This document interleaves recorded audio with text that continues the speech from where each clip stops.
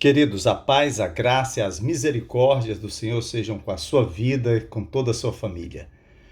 Queremos dar as boas-vindas a todos os amados irmãos que estão nos acompanhando nesta noite, neste culto, tanto presencialmente quanto aqueles que estão nos acompanhando através da mensagem postada no YouTube, o qual queremos pedir a você que se inscreva no nosso canal, acione o sininho para receber o comunicado de novas postagens, deixe o seu like, faça o seu comentário e, principalmente, compartilhe a palavra de Deus com outras pessoas.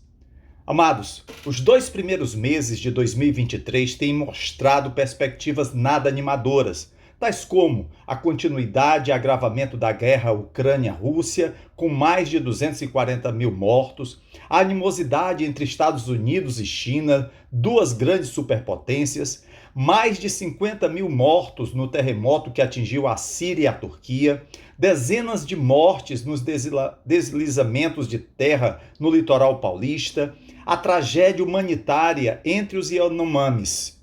Essas e muitas outras notícias que circulam nos noticiários e internet nos levam a uma pergunta: para onde estamos indo?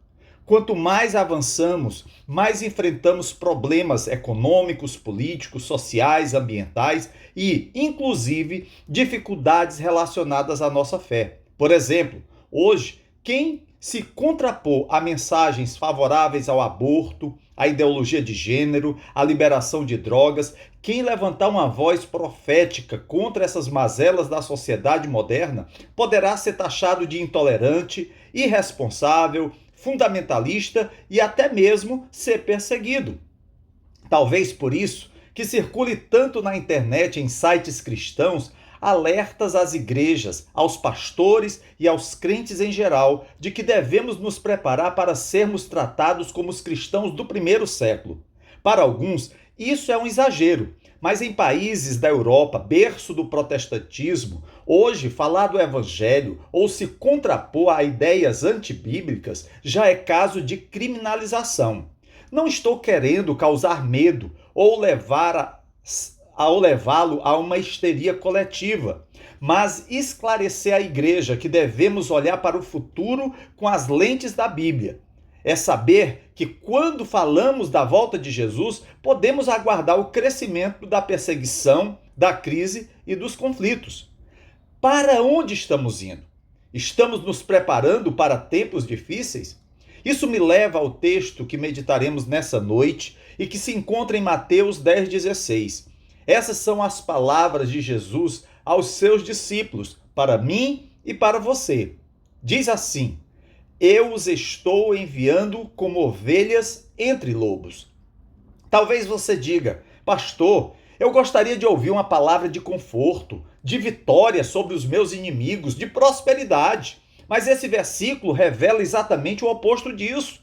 Não é uma palavra das mais inspiradoras na Bíblia. Quem quer ser uma ovelha entre os lobos? Eu não. Observe como Jesus coloca: eu os estou enviando. Ele não disse: você está saindo por conta própria. Nesse comando de Jesus, identificamos um senso de comissão divina. Estou intencionalmente enviando vocês como ovelhas entre lobos. Significa algo assim: se você acordar uma manhã e se encontrar cercado por lobos, não se surpreenda, eles não estão lá por acaso.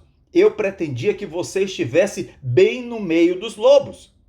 Acredito que muitos gostariam de fazer perguntas a Jesus sobre esse versículo. Senhor, por que você faria isso? Os lobos comem ovelhas. Não é seguro lá fora. Senhor, eu prefiro ficar aqui no curral, onde os lobos não podem chegar a mim tão facilmente. Uma outra pergunta seria: o que devo fazer quando os lobos vierem atrás de mim? Os lobos são maus, eles querem matar as ovelhas. Como deveremos proceder diante do ataque iminente? São perguntas justas diante de uma luta injusta, pois os lobos estão invictos contra as ovelhas. De fato, os lobos ficam salivando quando pensam nas ovelhas. Quando você enviar as ovelhas entre os lobos, você pode ter certeza de que os lobos comerão as ovelhas. Jesus está dizendo: você é a ovelha e eu sou o teu pastor. Ao seu redor estão lobos vorazes. Eu os vejo, eu sei onde eles estão, eu sei que eles querem te matar e eu estou mandando você para lá, entre os lobos. É difícil entender por que Jesus enviaria suas ovelhas aos lobos. Parece uma sentença de morte dada a nós pelo nosso pastor. Parece uma missão suicida. E de certa forma é. Nada poderia ser mais assustador para uma ovelha do que ser dito: estou te enviando entre lobos. Mas isso é precisamente o que Jesus diz aqui. Algo interessante com a passagem de Mateus 10,16 é que aquele que envia as ovelhas aos lobos é o próprio Jesus, o bom pastor. Ele, em breve, daria a vida pelas ovelhas. Isso não acontece por acaso. Jesus está nos dizendo algo sobre nosso perigoso chamado. Estamos em perigo todos os dias. Observe que nessa declaração, Jesus não está dizendo: estou enviando você para um lugar perigoso, mas não se preocupe, no último segundo eu o libertarei para que nenhum mal venha a você.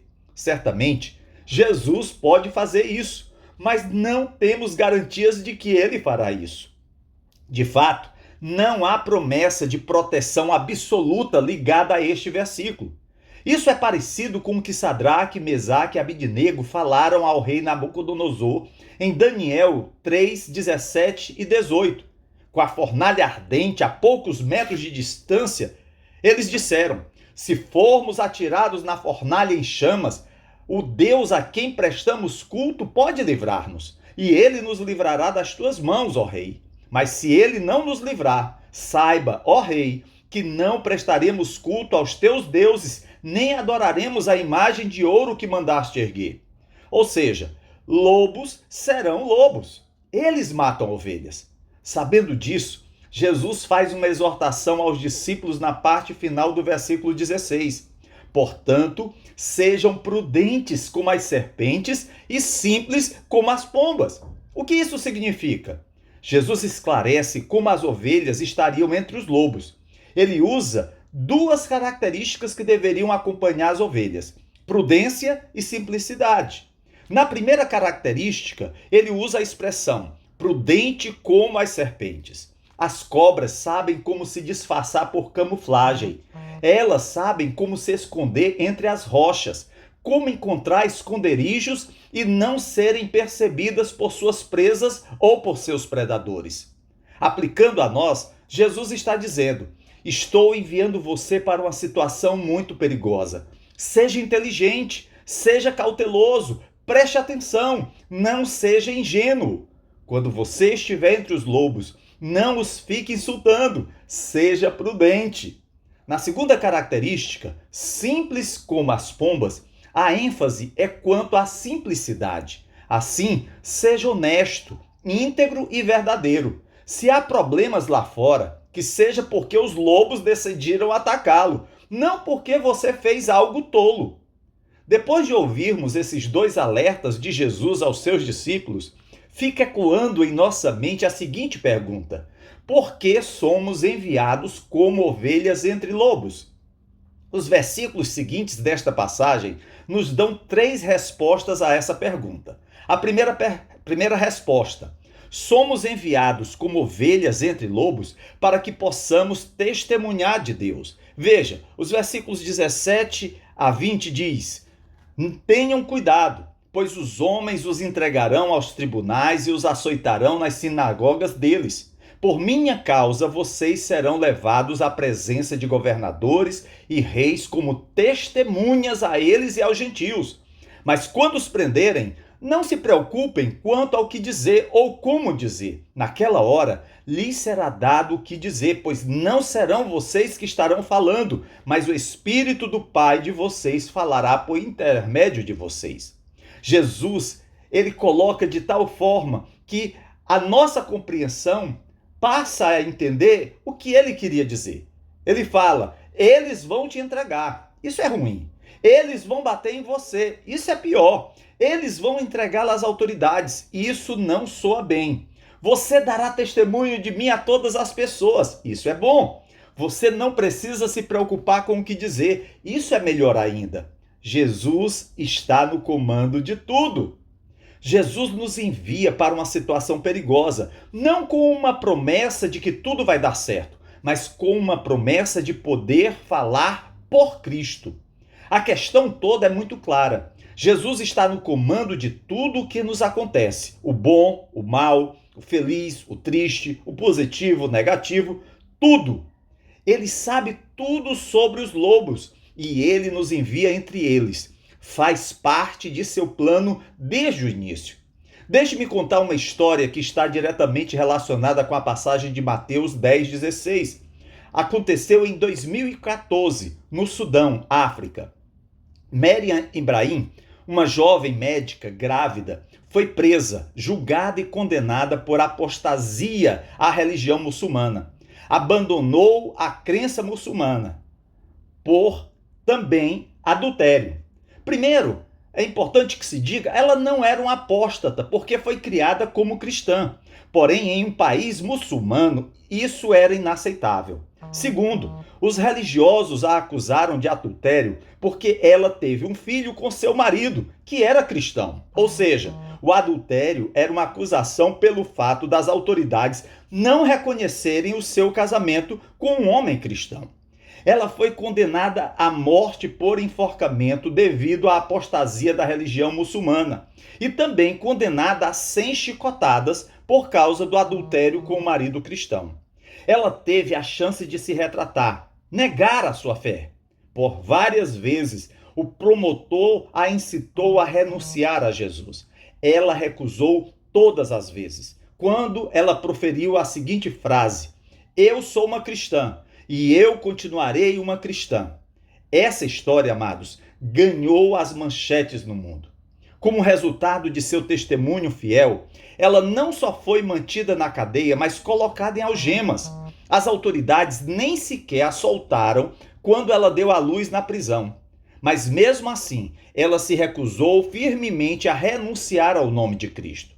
Certamente há muitas Meriams no Sudão e em todo o mundo, não negando a Cristo, sendo fiéis até a morte.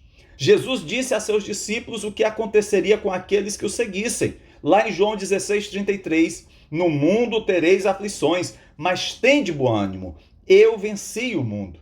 Muitos de nós não levam esses versículos assim muito a sério. Ouvimos sobre as crescentes atrocidades contra os cristãos no Oriente Médio e pensamos, isso nunca poderia acontecer aqui. Não tenha tanta certeza sobre isso. Não conheço nenhuma promessa na Bíblia de que os cristãos brasileiros serão de alguma forma protegidos do sofrimento. Meriam Ibrahim nos mostrou a verdade das palavras de Jesus. Ela sofreu pelo nome de Cristo. Ela testemunhou de Deus para todas as pessoas. Isso é exatamente o que Mateus 10 disse que aconteceria. Esse sempre foi o plano de Jesus. Então a resposta para a primeira pergunta, por que Jesus nos envia como ovelha entre lobos? Ele faz isso para que possamos testemunhar de Deus para todas as pessoas. Há uma segunda resposta em nosso texto. Somos enviados como ovelhas entre lobos para que possamos proclamar a nossa fé. Versículos 21 a 23 dizem: "O irmão entregará à morte o seu irmão, e o pai o seu filho. Filhos se rebelarão contra seus pais e os matarão. Todos odiarão vocês por minha causa, mas aquele que perseverar até o fim será salvo. Quando forem perseguidos num lugar, fujam para outro. Eu lhes garanto que vocês não terão percorrido todas as cidades de Israel antes que venha o Filho do Homem." Jesus nos oferece uma imagem assustadora do colapso total da sociedade. Irmão traindo irmão, pai traindo filho, os filhos traindo os pais, os cristãos sendo odiados por todos. Eles acabariam fugindo de uma cidade para outra. Talvez a parte mais preocupante se encontre no versículo 22. "Todos odiarão vocês por minha causa." É assim que será até que Jesus volte. Foi assim no primeiro século. É assim também no século 21. Nada mudou. Os lobos ainda estão à espreita. As ovelhas estão em perigo em toda parte. Há problemas de todos os lados. Muitos de vocês se lembram dos 21 cristãos coptas que foram decapitados pelo Estado Islâmico em 2015. nas margens do mar Mediterrâneo, na Líbia. Eles foram vestidos com macacões laranja, cada um ficou em pé na frente de um homem vestido de preto. Um a um tiveram as suas gargantas cortadas. Tudo gravado em vídeo e compartilhado com o mundo pelos terroristas. Aqueles cristãos morreram com o nome de Jesus em seus lábios.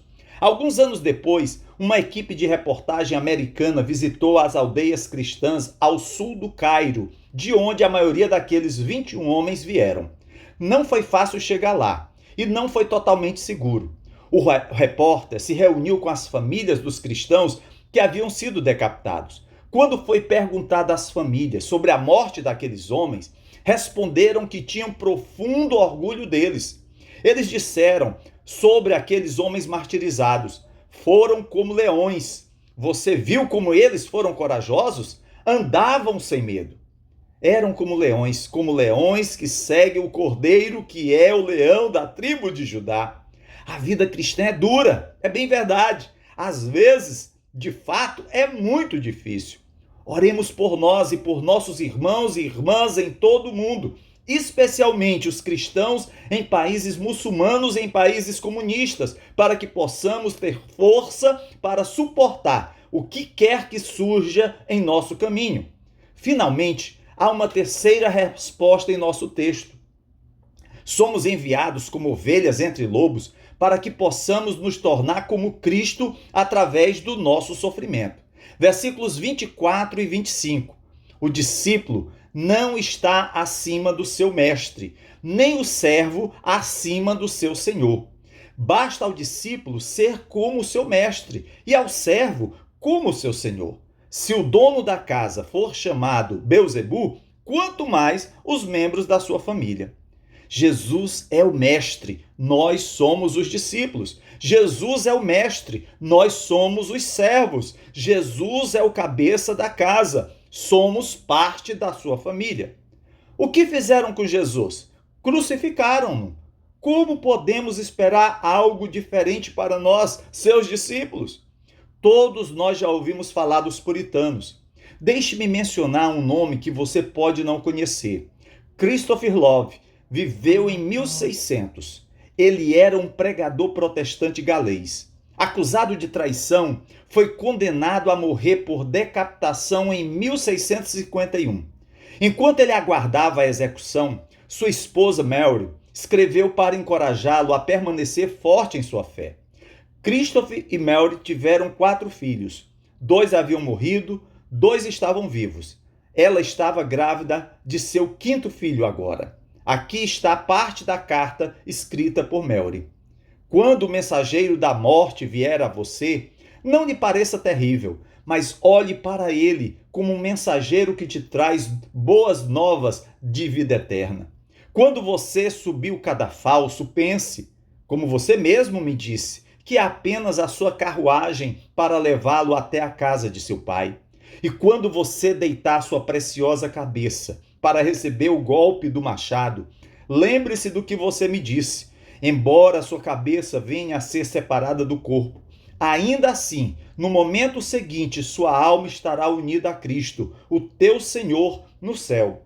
E embora possa parecer algo amargo que pelas mãos dos homens sejamos separados um pouco mais cedo do que de outra forma poderíamos ter sido, ainda assim, consideremos que é a vontade de nosso Pai, e não demorará muito para que desfrutemos da companhia um do outro, juntamente com todos os santos na glória. Confortemo-nos, meu amado. É apenas um golpe, e você estará onde os cansados estão, em repouso, e onde os ímpios deixarão de perturbar. Lembre-se de que você pode comer o seu jantar com ervas amargas, mas você terá uma ceia doce com Cristo naquela mesma noite. Meu querido, entrego-te nos braços de Deus, com quem eternamente estaremos. Adeus, meu amado. Eu nunca mais verei o teu rosto até que nós dois contemplemos a face do Senhor Jesus naquele grande dia. No dia de sua morte, Christopher Love escreveu sua última carta para sua esposa. E aqui eu quero reproduzir o início e o final dessa carta, que diz: Minha amada esposa, agora vou de uma prisão para um palácio.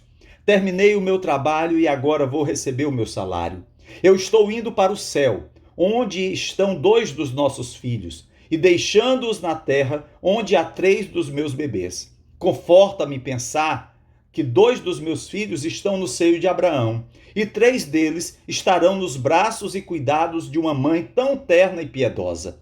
Sei que és uma mulher atribulada, mas sê consolada. Embora as tuas tristezas sejam grandes com a ausência de teu marido, mas as tuas dores serão menores em trazer nosso 5º filho ao mundo.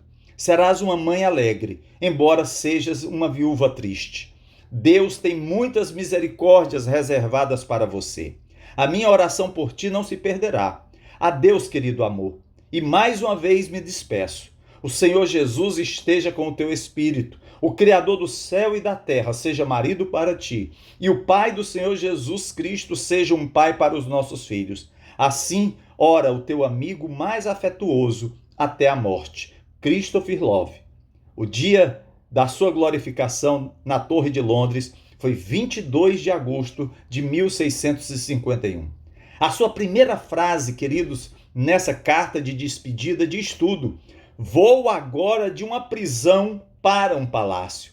Esta é a verdadeira posição do cristão. Isto é o que significa morrer no Senhor. Embora a espada corte a cabeça do corpo, ela não pode cortar a nossa fé. Esse tipo de fé nunca morrerá, porque repousa sobre as promessas eternas de Deus. Para alguns, depois de ouvir minhas 3 respostas, talvez concluam: somente um tolo enviaria ovelhas entre os lobos. É assim que você mata as ovelhas. As ovelhas não têm chance contra os lobos, diriam eles. Para outros, a conclusão seria: o Filho de Deus está nos dizendo que estamos em perigo o dia todo, e ele nos manda para os lobos. Eles nos cercam, e eles até podem matar muitas ovelhas, mas é Jesus que nos envia para lá. Queridos, Jesus está dizendo a você e a mim que enquanto nos envia para estar entre os lobos, ele estará conosco. Ele irá antes de nós, ele estará acima de nós, abaixo de nós. Nós nunca estaremos sozinhos, nem por um segundo. Ele não está nos prometendo que não seremos feridos. Poderemos ser machucados, é verdade. Ele não está nos prometendo que não teremos uma morte horrível. Podemos morrer de alguma forma terrível. Ou até mesmo chegar a uma velhice madura. Sabe-se lá. Mas apesar do nosso desconhecimento do que nos acontecerá, Jesus sabe o que está fazendo. Jesus pretende mostrar ao mundo que seus seguidores não são feitos de açúcar. E o apóstolo Paulo, inspirado pelo Espírito Santo, faz uma declaração bombástica em Romanos 8, 33 a 39. Quem fará acusação contra os escolhidos de Deus? É Deus quem os justifica. Quem os condenará? Foi Cristo Jesus que morreu e mais, que ressuscitou e está à direita de Deus e também intercede por nós. Quem nos separará do amor de Cristo? Será tribulação, ou angústia, ou perseguição, ou fome, ou nudez, ou perigo, ou espada? Como está escrito: por amor de ti enfrentamos a morte todos os dias. Somos considerados como ovelhas destinadas ao matadouro. Mas em todas estas coisas somos mais que vencedores por meio daquele que nos amou. Pois estou convencido de que nem morte, nem vida, nem anjos, nem demônios, nem o presente, nem o futuro, nem quaisquer poderes, nem altura, nem profundidade, nem qualquer outra coisa na criação será capaz de nos separar do amor de Deus que está em Cristo Jesus, nosso Senhor. Irmãos e irmãs, há lobos por aí, nos caminhos que trilhamos, e Jesus vai conosco. Nessa confiança, saímos como ovelhas entre lobos, sabendo que nada do que nos acontece pode nos separar do amor de Deus. Às vezes, nossos corações estão cheios de medo, é verdade, mas agradecemos, pois Cristo é que nos chamou, é Ele que nos enviou, e Ele vai conosco, mesmo no meio dos lobos. Que o Senhor nos conceda coragem de ir aonde Ele nos enviar, de permanecer onde Ele nos colocar e de falar as boas novas de Jesus, para que, seja pela vida ou pela morte, Cristo seja glorificado em nós. que a verdade de que nada pode nos separar do amor de Deus em Cristo Jesus, nosso Senhor, queime em nossos corações. Que as bênçãos de Deus sejam com a tua vida, queridos, sabendo que um dia estaremos eternamente na presença do nosso Deus. Que o Senhor te abençoe, que o Senhor te guarde, em nome de Jesus. Amém.